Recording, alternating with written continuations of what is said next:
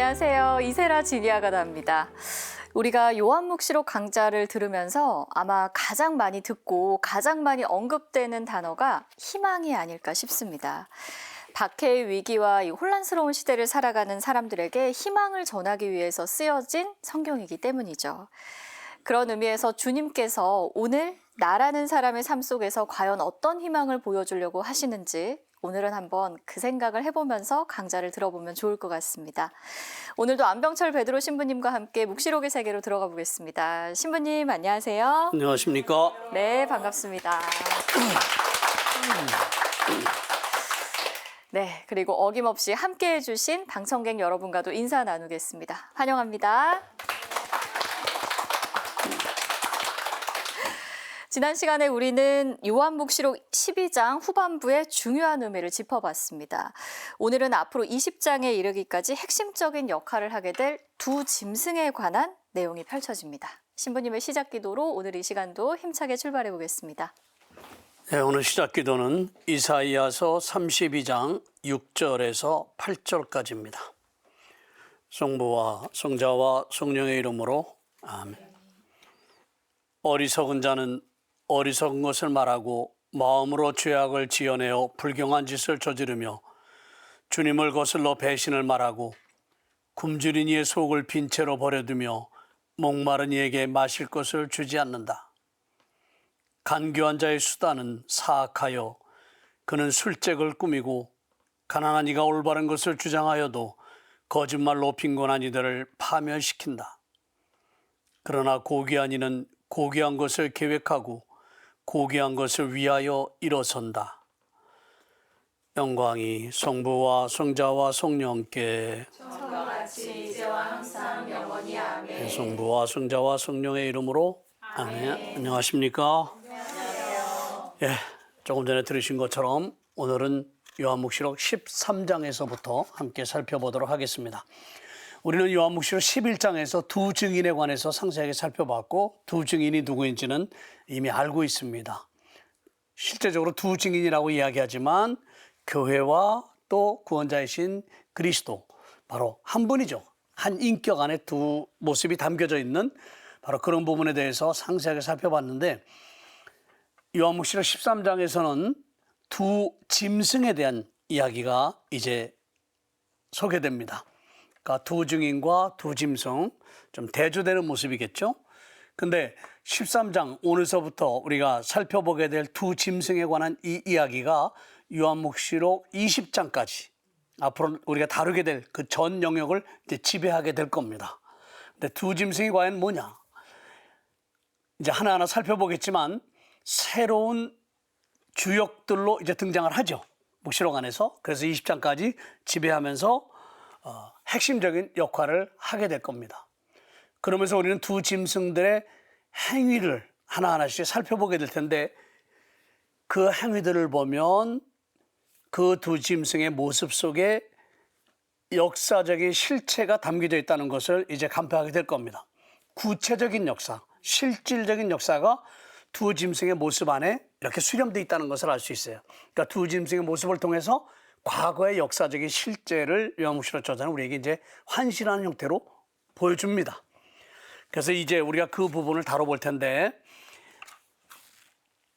묵시록 13장은 18개 구절로 되어 있어요. 그래서 1절에서 10절 여기서는 바다에서 올라온 짐승이 첫 번째 짐승이고 두 번째 짐승은 11절에서 18절까지 땅에서 올라온 짐승입니다. 그런데 외형상으로는 상당히 비슷한 그런 모습을 하고 있어요. 그래서 이 두 짐승은 신학적으로는 교회의 두 적대자에 대한 상징입니다. 그러니까 그리스도교 믿음을 살아가는 사람들에게 있어서는 그야말로 어떤 면에서 반드시 퇴치해야만 될 그런 존재들이죠. 그래서 교회의 두 적대자로 이렇게 두 짐승을 우리 상징적으로 이제 보게 될 겁니다. 그래서 1절에서 10절까지 보면 바다에서 올라온 짐승인데 이 짐승은 땅에서 올라온 짐승도 마찬가지입니다만 용의 피조물입니다. 그러니까 두 짐승의 꼭대기에는 원초적인 그 자리에는 용이 있어요. 그러니까 용의 피조물이에요. 다시 말해서 용으로부터 권한을 위임받고 용의 지배를 받고 있는 존재들이다.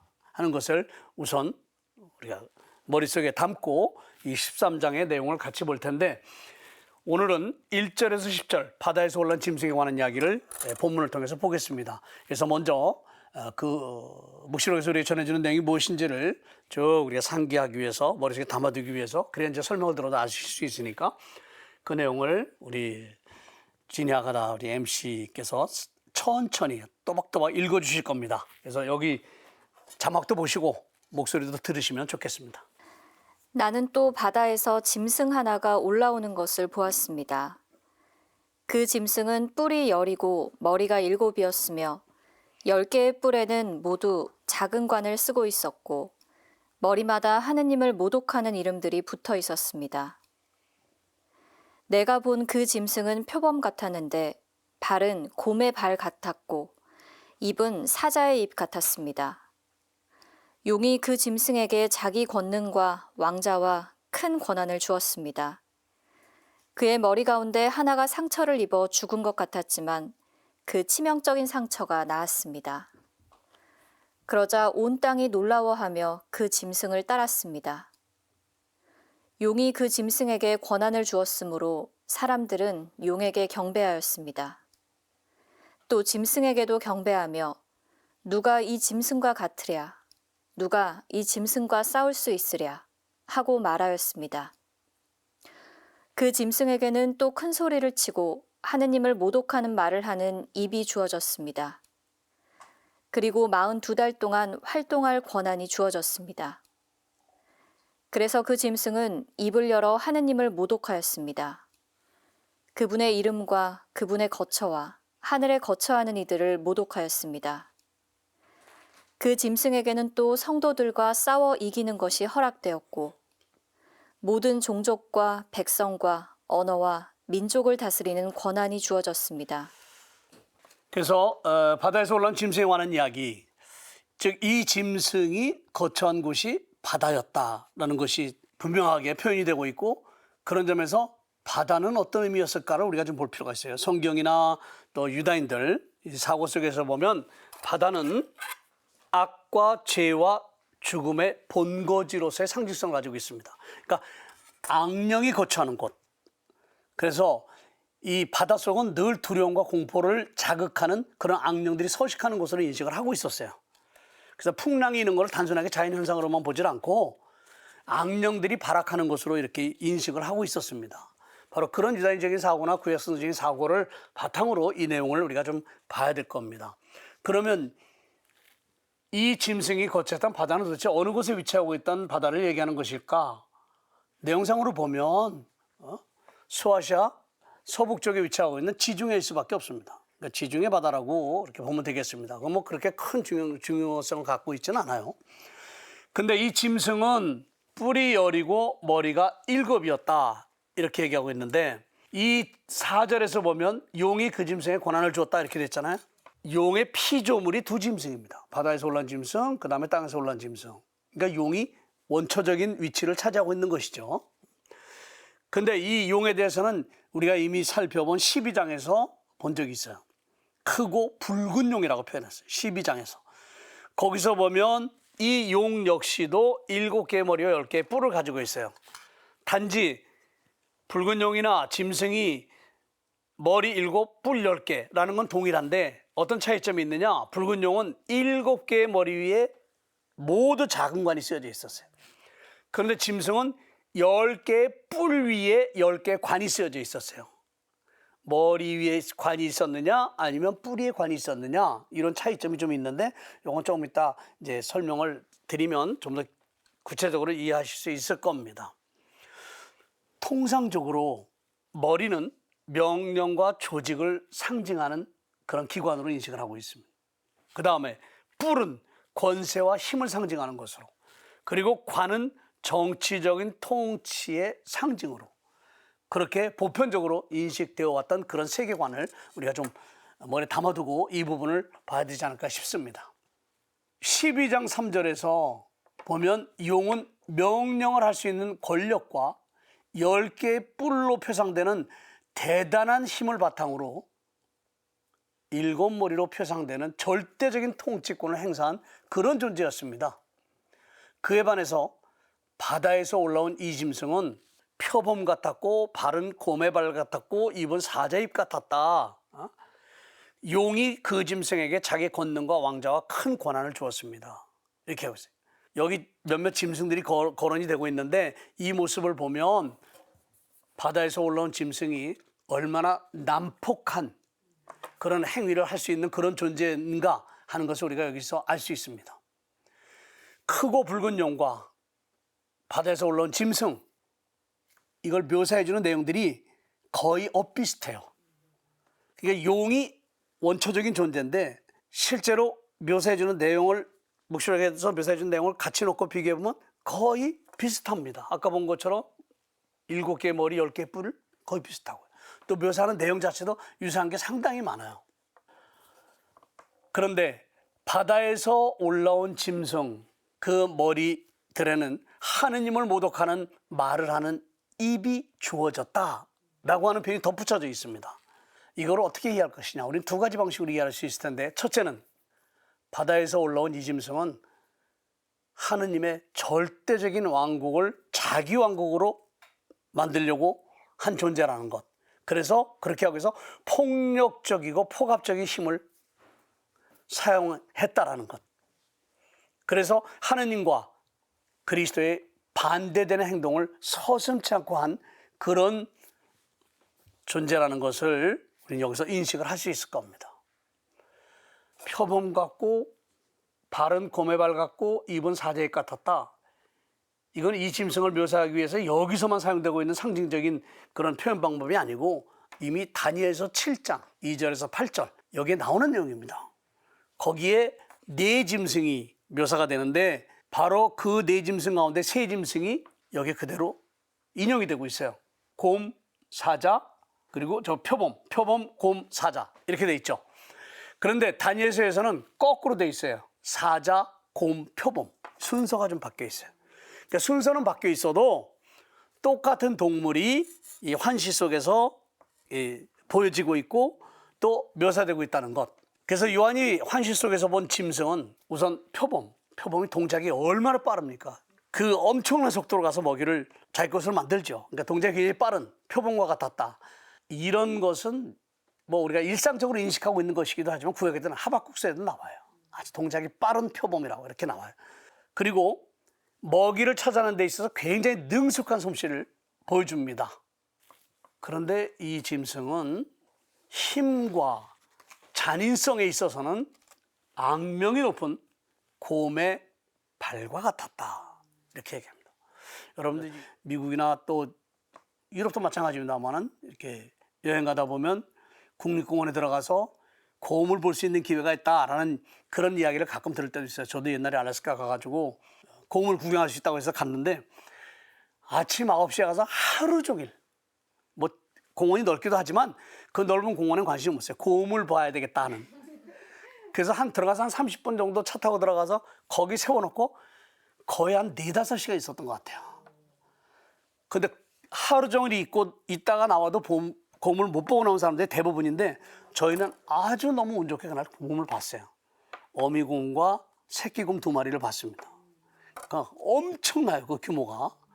아주 가까이서 볼 수 있을 정도로 이렇게 봤는데 원래 곰은 참 악명이 높은 짐승 중에 하나입니다. 잔인성에 있어서는. 곰은 음식을 가리지 않잖아요. 먹이를 가리지 않아요. 뭐든지 다 먹는. 그리고 동작이 굉장히 빠릅니다. 산에 올라가는 속도가 엄청납니다. 속도가. 그리고 입은 사자의 입 같았다. 사자가 소리를 낼 때 포효하는 그 소리 얼마나 큽니까? 바로 그렇게 묘사된 이 짐승. 그러니까 거칠고 난폭하게 그저없는 이 바다 짐승 굉장히 능란하고 예측불허 또 기운이 넘쳐났죠. 근데 그렇게 할 수 있는 모든 힘은 보세요. 권한을 받은 거죠. 누구로부터? 용으로부터 받았어요. 그런데 바다 짐승이 상징적으로 6번이나 언급이 됩니다. 횟수로 보면. 그걸 뭐 하나하나씩 다 여기서 찾아서 지적할 시간은 없는데 6이라고 하는 상징적인 숫자의 의미는 늘 불완전성을 얘기하는 거거든요. 권력을 행사하더라도 그리고 그 권력이 모든 대상에게 엄청난 피해를 가져다 주고 그래서 엄청나게 그 고통을 안겨주는 결과를 자아낸다 하더라도 완벽하진 않다는 거죠. 피해를 입게 될 그 존재들을 죽음으로까지 몰고 갈 정도로 완전하게 그 존재 자체를 말살시킬 정도로 그렇게 완벽하진 않다는 거죠.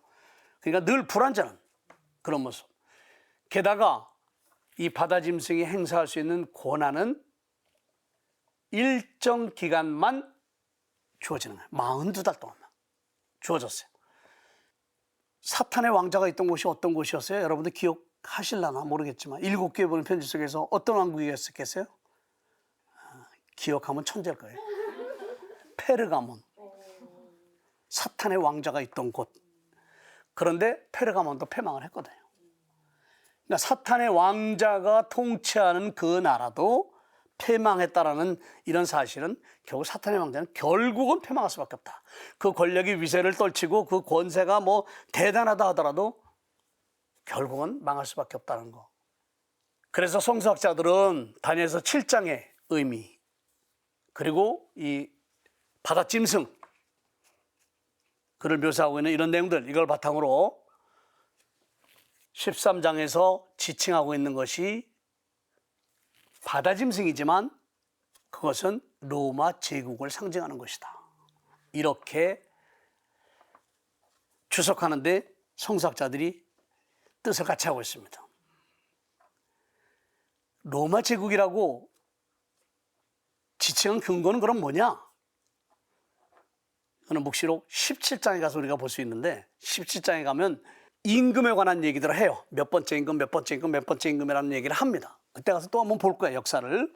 거기에 8번째 임금에 대한 지적 내용이 나와요.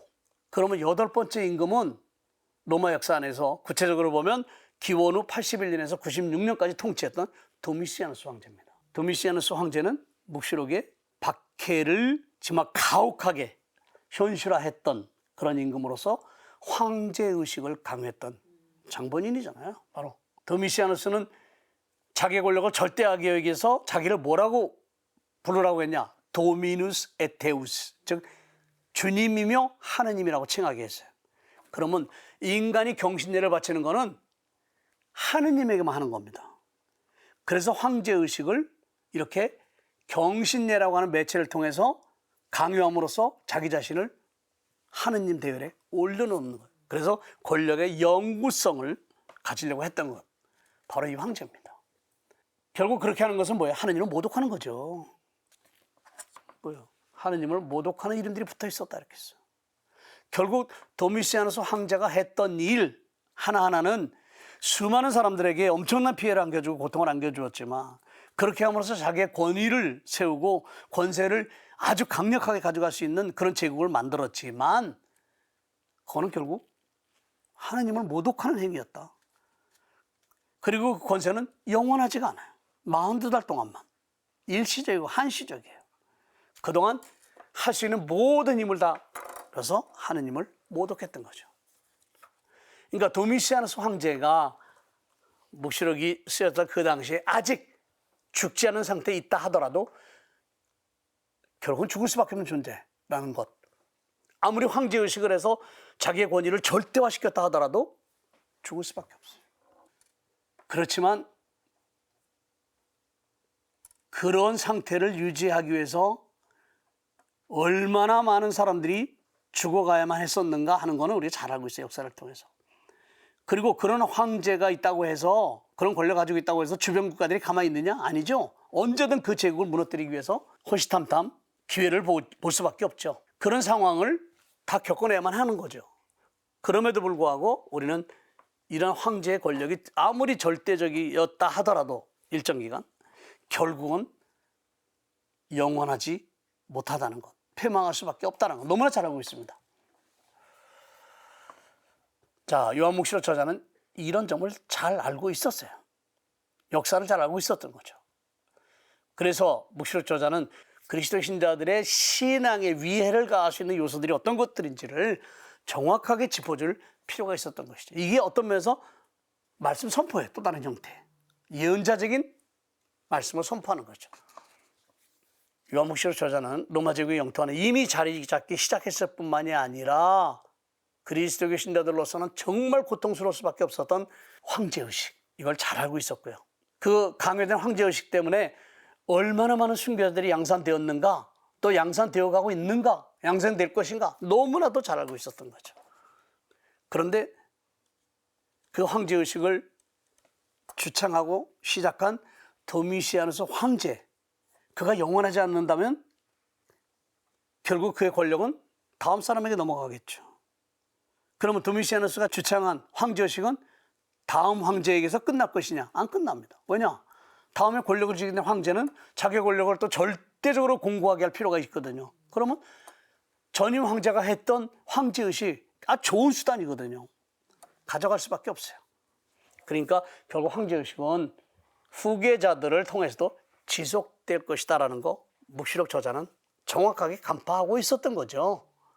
그러니까 로마 제국은 그렇게 상징적으로 발은 곰과 같은, 입은 사자 같은, 그리고 표범 같은 이런 모습을 해가면서 권세와 힘과 왕권을 추구해왔고 또 계속해서 추구해 나갈 겁니다. 이게 로마 제국이 해왔던 방식이고 또 해나갈 겁니다. 그러니까 요한묵시록은 도미시아누스라고 하는 구체적인 한 황제에게가 아니라 하느님에게서 주어지지 않은 것으로서 인간의 욕심에서 비롯된 정치 제도에 대해서 강력하게 비판하고 있는 겁니다. 그러니까 정치 제도, 이거는 우리가 많이 얘기했잖아요.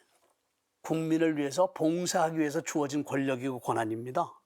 근데 그 권한의 무게가 얼마나 큰지 다 알아요. 근데도 서로 하려고 그래요. 이 권력은 국민에게서 오는 거잖아요. 국민에게서 오는 것이기 때문에 국민을 위한 것이 아니면 다 이 권력은 잘못된 권력일 수밖에 없어요. 최고의 지구의 권력은 하느님이 주시는 거거든요. 그래서 구약의 임금들을 보면 이스라엘 백성 임금들은 백성이 뽑질 않아요. 하느님이 뽑아 세워요.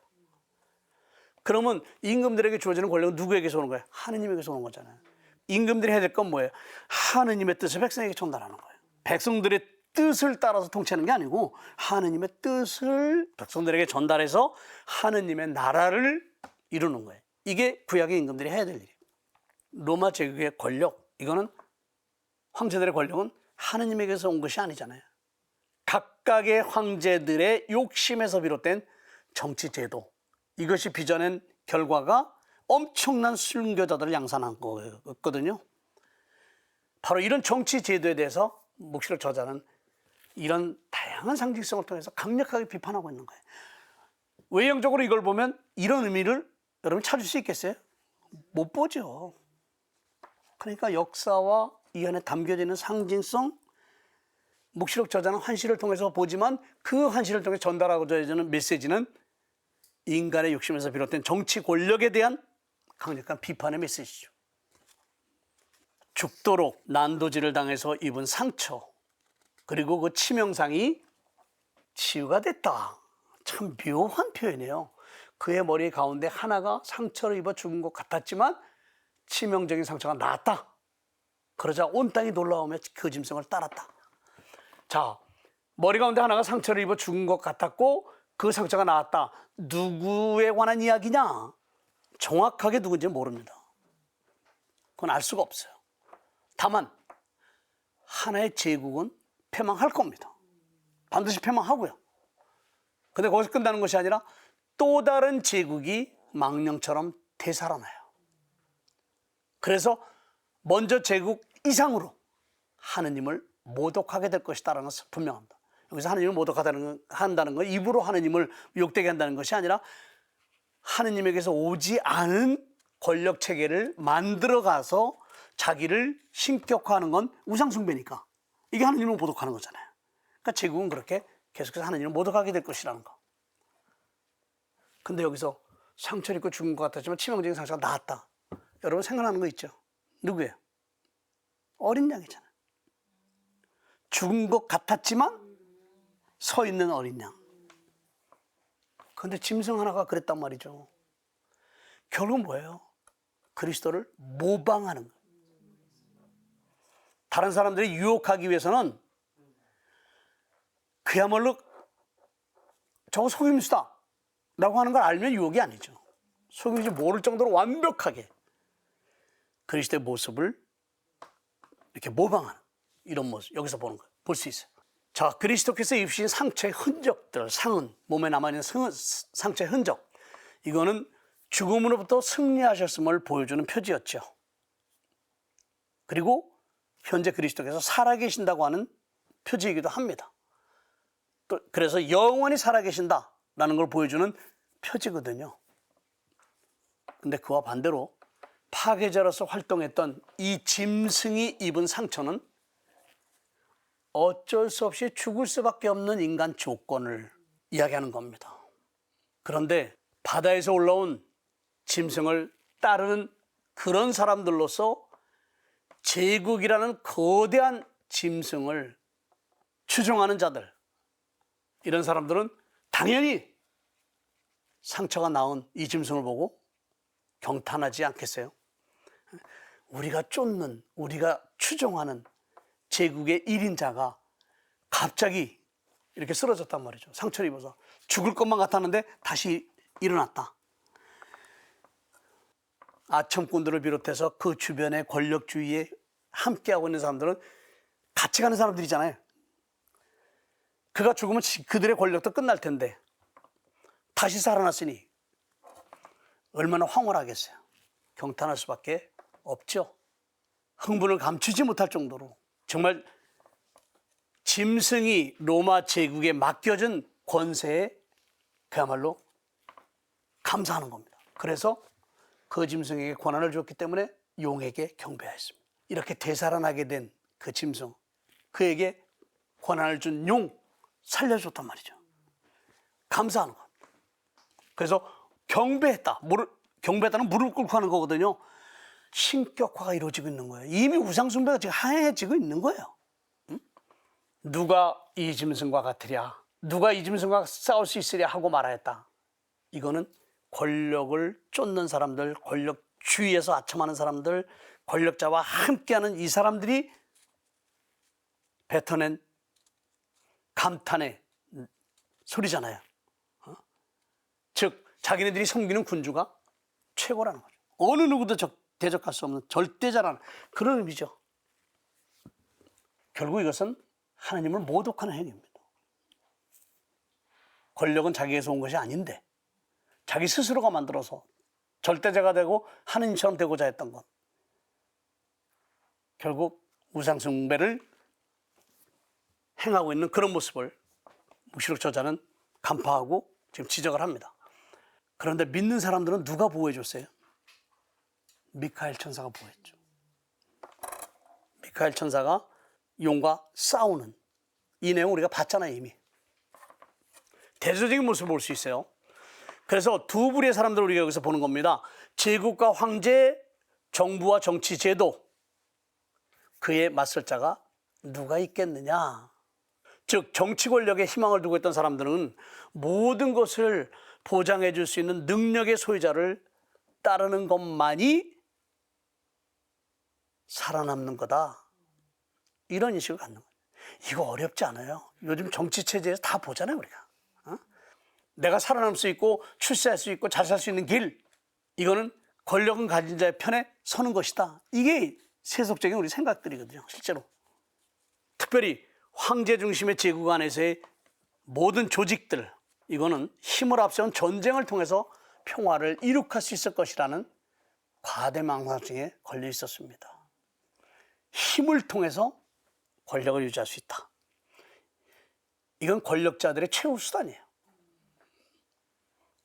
권력을 놓지 않고 싶은, 권력의 맛을 본 그런 사람들이 취할 수 있는, 이게 과대망상증에 힘을 동원해서 다 할 수 있다. 이거야말로 철저하게 반복음적인 거죠. 허황된 희망, 허황된 행복만을 가져다 줄 뿐입니다. 정권은 절대로 영원하지 않습니다. 권력은 절대로 영원하지 않아요. 일시적이죠. 일시적으로 사람들 관심의 한 중심에 섰고 하고 싶은 거 다 할 수 있는 위치에 있었다 하더라도 어느 한순간 절망의 깊은 구렁 속으로 빠져든 모습을 우리는 너무너무 역사 안에서 많이 봐왔고 우리나라에서뿐만 아니라 세계 역사 안에서도 다 우리는 봐왔습니다. 사실 그리스도의 신자들에게 그런 권력을 쫓는 사람들, 권력의 모든 무게중심을 놓고 사는 이런 사람들은 거북한 존재일 수밖에 없죠. 그리스도의 신자들에게 있어서. 자, 두 증인 우리가 살펴봤지만 권력자들 앞에서 당당하게 두려움 없이 하느님을 증언했기 때문에 목숨을 내놓았죠. 바로 그리스도가 그분 아닙니까? 빌라도 앞에서 당당하게 증언했다. 바다에서 올라온 이 짐승은 사자의 입을 갖고 있는 것만으로는 부족해서 모독하는 말을 하는 입을 용으로부터 받습니다. 그 짐승에게는 또 큰 소리를 치고 하느님을 모독하는 입이 주어졌습니다. 그러니까 사자의 입 가지고도 부족하다. 결국 하느님의 이름과 그분의 거처, 하늘에 거처하는 모든 이들을 모독한 겁니다. 어렵게 용으로부터 하느님을 모독하는 말을 하는 입이 주어집니다. 그런데 이것도 보다시피 42달입니다. 한시적이죠. 짐승은 이렇게 모든 종족과 백성과 언어와 민족을 다스리는 권한을 받았다는 점에서 그 권세는 모든 이에게 미칠 수 있어요. 근데 성도들과는 싸워서 이겨야만 그들을 지배할 수 있는 거예요. 성도들과 싸워야 돼. 그러니까 종족과 백성과 언어와 민족이라고 하는 이 표현은 우리가 아는 것처럼 일반 모든 사람을 얘기하는 거잖아요. 묵시로 관해서 상징적으로. 그러니까 짐승은 모든 사람들에게 영향을 미칠 수 있는 그런 권한을 가지고 있었지만 그리스도의 신자들은 그 권력자들의 요구를 거부했잖아요. 황제의식을 거부하고 명령을 따르지 않았거든요. 그러니까 그들을 제압하기 위해서는 어떤 형태로든 그들과 싸움을 할 수밖에 없어요. 그 싸움이 뭐예요? 권력자들이 가지고 있는 힘을 통한 싸움이니까 그 힘을 통한 싸움이 뭐예요? 박해예요. 아예 죽이는 거죠. 반발할 수 있는 틈마저도 없애버리는 겁니다. 자, 그래서 성도들은 박해의 고통을 겪으면서 구원이란 과연 어디에서 오는 것인가 하는 걸 절절하게 느꼈을 겁니다. 또 느꼈기 때문에 박해를 받아들일 수 있었던 것이고요. 구원이 어디서 오는지 알고 깨달았기 때문에 그걸 받아들일 수 있었던 거죠. 여기 보면 짐승을 입을 열어 하느님을 모독했고 그분의 이름과 거처와 하늘의 거처한 이들을 다 모독한 거예요. 그 짐승에게 성도들과 싸워 이기는 것이 허락되었고 모든 종족과 백성과 언어와 민족을 다스리는 권한이 주어졌다. 그러니까 로마 황제의 권력은 그가 통치하는 그 지역의 모든 이에게 다 미치는 거예요. 성도가 싸워 이기는 것이 허락됐으니까 결국 박해까지도 가하면서 자기네 권력을 유지한 거죠. 그러니까 어느 누구도 대적할 수 없을 정도로 절대적 권력을 황제가 갖고 있었던 거죠. 세상 창조 이래 땅의 주민들 가운데서 살해된 어린 양의 생명의 책에 이름이 기록되지 않은 자들은 모두 그에게 경배할 것입니다. 길게 썼지만 쉽게 얘기하면 신자들을 빼놓고 신자들이 아닌 사람들, 이 사람들은 다 이 권력을 섬길 거라는 거죠. 섬기지 않을 자는 누구예요? 살해된 어린 양의 생명의 책에 이름이 기록된 자들. 이런 자들은 섬기지 않을 거예요. 짐승이란 누구든 예수님께서 당시 형제로 살기를 원하는 사람들을 지배하고 억압하고자 하는 자들을 표상하고 있는 건데 결국 자기를 섬겨라. 자기에게 경배를 해야 된다. 라고 황제의식을 강요하는 것은 복음의 가치를 역행시키는 거죠. 반복음적인 그런 행위를 하도록 요구하는 겁니다. 무슨 말인지 이해하시겠죠? 결국 로마 제국과 도미시아누스 황제, 바로 그가 여기에 해당하는 주인물입니다. 이런 자들의 이름은 어린 양의 생명의 책에 그 이름이 기재될 수가 없지요, 당연히. 왜냐? 어린 양은 그들을 자기의 양이라고 생각하지 않으니까. 자기에게 속한 양이라고 생각하지 않으니까 어린 양의 책에 생명의 책에 기재될 수 없는 사람. 결국 이 사람들은 영원히 패망할 수밖에 없어요. 바로 그런 자들. 그러면서 이제 중요한 얘기가 나옵니다. 귀 있는 사람은 들으라.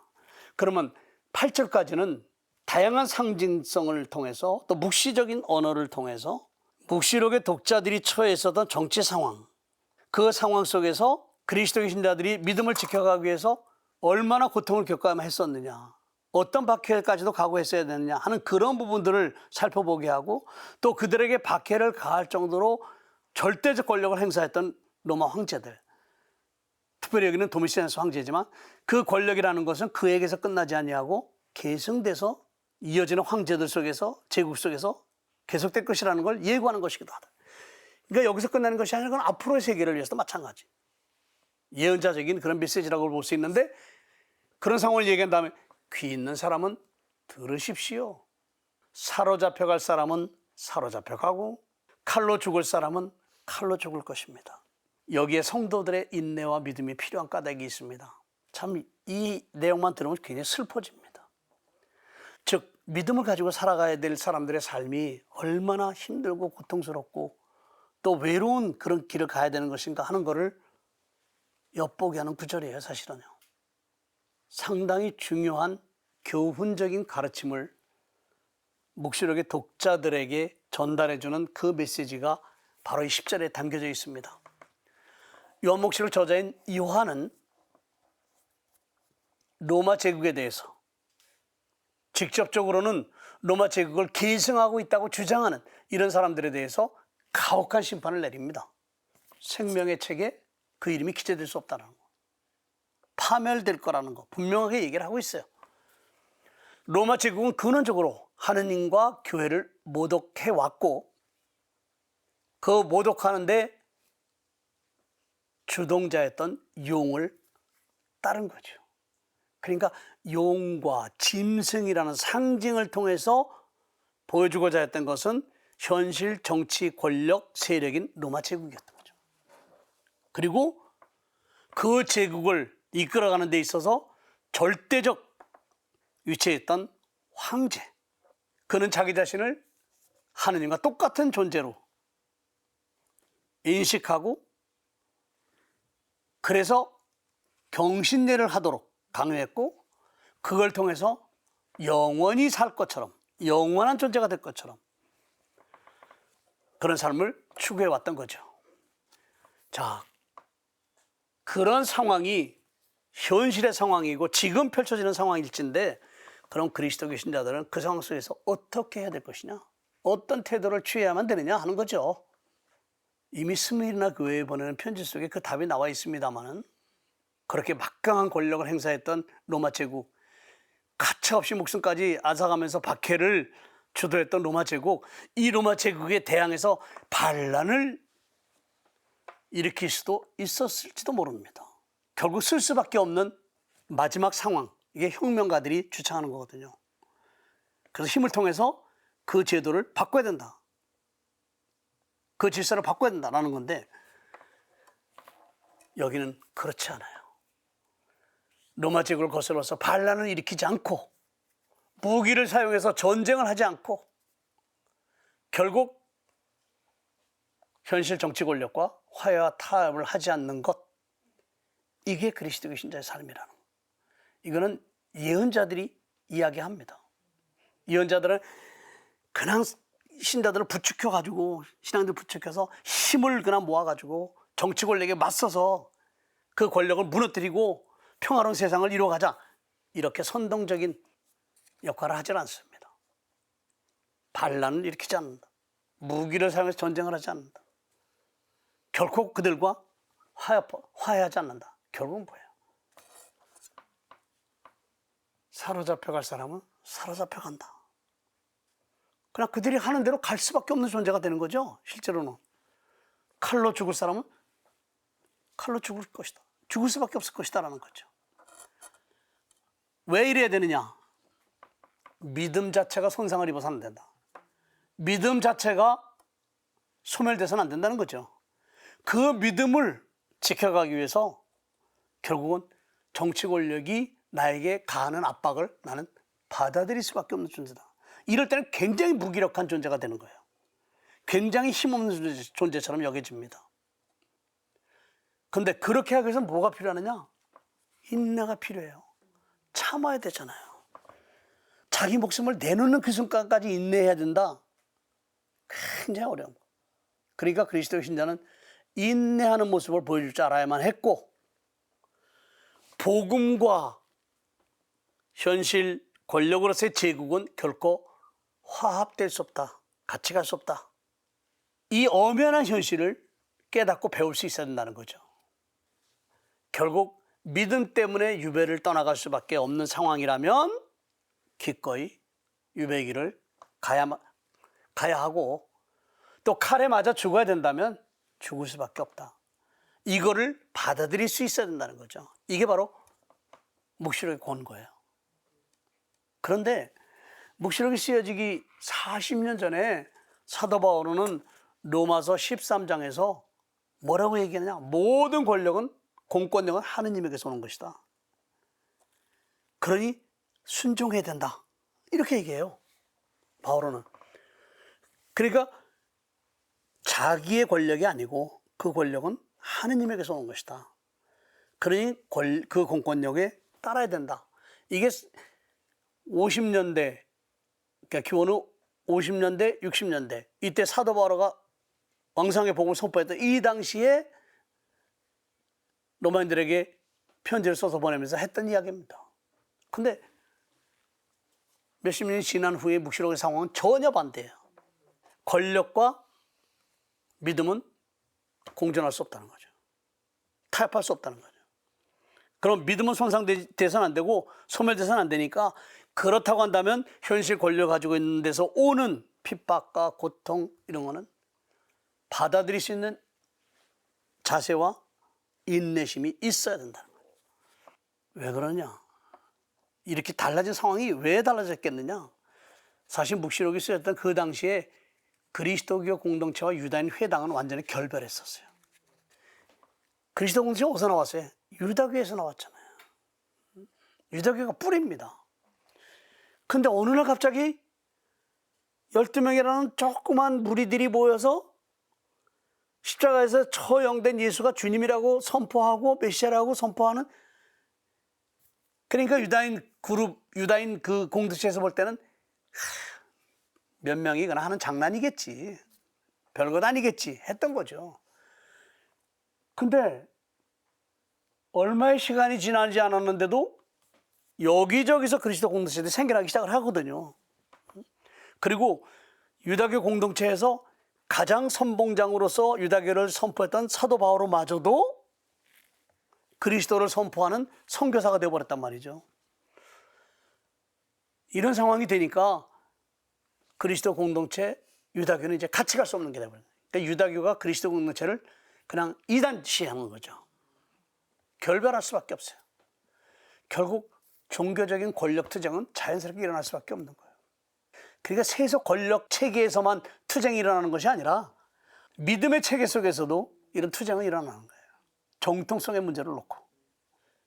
그리스도교 신자들은 하느님의 절대적인 왕정을 수호하고 예수님의 증언을 간직하기 위해서, 한마디로 복음적인 가치를 살아가기 위해서 현실 권력, 카이사르죠, 로마 황제를 반대할 수밖에 없었어요. 결국 황제를 거부하는 것은 체제를 거부하는 것이고, 체제를 거부하는 것은 죽음을 자초하는 일이었어요. 그러니 박해를 감내할 수밖에 없었던 거죠. 옛뱀의 권모술수, 여기에 숨겨져 있는 게 뭐냐면 바로 그거예요. 뱀이 아담과 하와를 유혹했을 때 뭐라고 했어요? 이걸 따먹으면 너가 선과 악을 알게 될 것이다. 하느님처럼 될 것이다. 그거거든요. 그러면 정치 권력은 뭐였어요? 황제 의식이라는 게 그거잖아요. 하느님처럼 되는 거예요. 그렇게 될 수밖에 없는 게, 하느님과 피조물과의 관계는 타협의 관계가 아니에요. 논의의 관계도 아니고 명령과 복종의 관계예요. 하느님은 말씀하시는 분이고 우리는 듣는 사람이에요, 피조물은. 그러니까 하느님이 하시는 말씀을 타협의 대상으로 삼아서 이건 이렇게 해야 되지 않습니까? 이런 게 아니고 우리는 듣는 것뿐입니다. 여러분이 잘 아는 욥성인, 정말 율법 하나 어기지 않고 충실하게 살았던 사람인데 어느 날 갑자기 피부병 걸리잖아요. 그러니까 얼마나 하나님 원망하겠어요. 그리고 그를 흔들기 위해서 주변 사람들도 가만히 안 있죠. 그래서 욥의 세 친구들이 와서 욥을 위로한다고 하는 얘기가, 네가 뭘 잘못했는지 고백해라.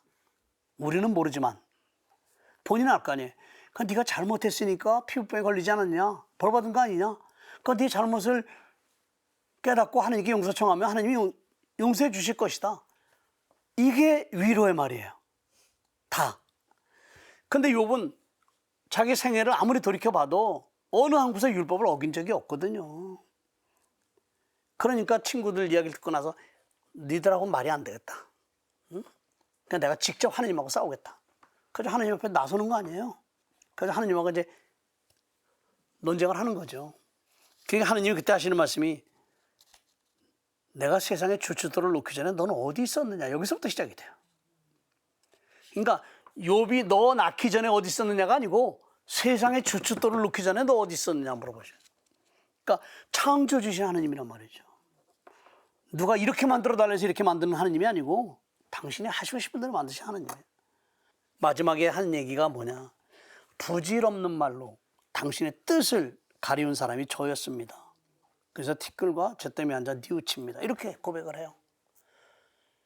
그러니까 욥이 잘못한 건 뭐냐? 하나예요. 하느님의 질서를 따라야 되는데 내 잣대로 하느님을 판단한 거죠. 율법의 잣대로 하느님을 판단한 거예요. 율법은 하나님이 주신 선물이지 율법을 가지고 하느님을 판단하는 거 아니거든요. 그러니까 욥은 내가 율법을 잘 지켰으니 당연히 나에게 축복을 줘야 되는데 왜 축복 대신에 피부병이라는 고통 안 주느냐. 이거가 용납이 안 되고 이해가 안 됐던 거거든요. 근데 결국 깨닫게 된 거잖아요. 그러니까 부질없는 말로 하느님을 시험했던 거죠. 이걸 깨달았다고 얘기하는 거예요. 그리스도의 신자들은 결국 박해를 감내해야만 했고 그 박해 순간순간들을 인내롭게 참아내야만 했습니다.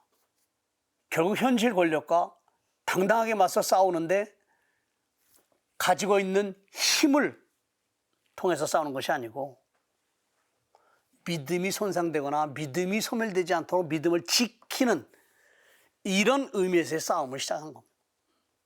세상의 왕자가 지배하는 정치 권력이 얼마나 비참한 결과를 초래하는지 땅에서 올라온 두 번째 짐승, 다음 시간에 할 내용이에요.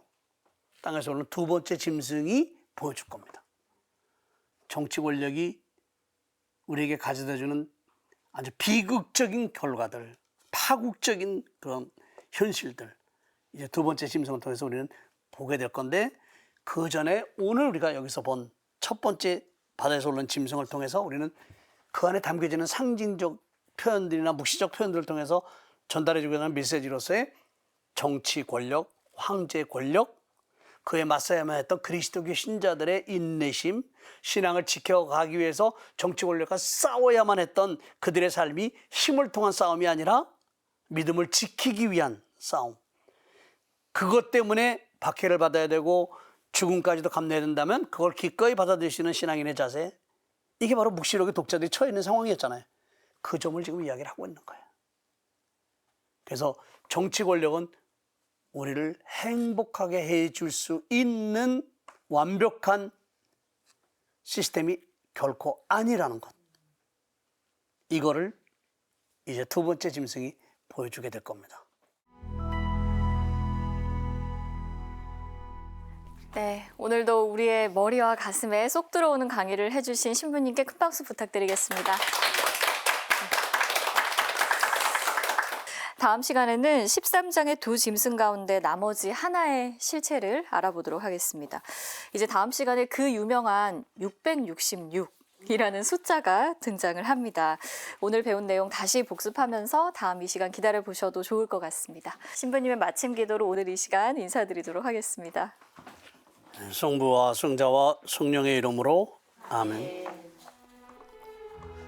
전쟁을 통해 평화를 이룩할 수 있다는 과대망상증에 사로잡힌 정치 지도자들의 행태조차도 큰 저항 없이 받아들여지는 오늘의 세계 정치 환경 안에서 얼마나 많은 무고한 시민들이 목숨을 빼앗겼고 지금도 빼앗기고 있는지 우리는 똑똑히 보고 체험하고 있습니다. 누구도 넘볼 수 없는 거대한 권력은 자기를 떠받치는 권력의 눈먼 시녀들을 거느리며 삶의 가치와 척도 자체를 바꿔가면서까지 절대적인 힘을 공고히 해가면서도 오로지 국민을 위한 것이라는 허황된 변명을 늘어놓지만 그 누구도 반대하거나 저항할 수 없는 현실 앞에서 선한 양심들이 무너져 내리는 모습이 전혀 낯설게 느껴지지 않는 오늘의 정치 지형을 온몸으로 체험하고 있습니다. 우리가 사는 지구촌의 모습입니다. 인간의 욕망과 욕구가 어디까지 가야 멈출 수 있을지, 아니 누가 그러한 인간의 헛된 욕망을 제어해 줄 수 있을지 절망스럽기까지 합니다. 하느님과 같아져야만 절대 권력이 완벽하게 구축될 수 있다는 인간의 욕구는 비단 정치인들에게서만 찾아지는 것이 아니라 평범한 우리의 삶 안에서도 모든 영역에서 발견될 수 있는 엄연한 우리의 현실임을 부인할 수 없습니다. 언제 어디서든 권력의 유혹은 우리를 황홀하게 하기도 하고 암흑의 혼란 속으로 빠져들기도 하지만 단호하게 거부하거나 물리치는 것이 단연코 쉽지 않은 결단을 요구하기에 망설이거나 주저할 때가 많은 것이 사실이기도 합니다. 역사의 왜곡된 흐름을 순수히 따라 사는 것이 올바른 삶인 것처럼 착각하며 우리 자신의 일그러진 모습을 보지 못하며 살아온 우리의 모습을 돌이켜봅니다.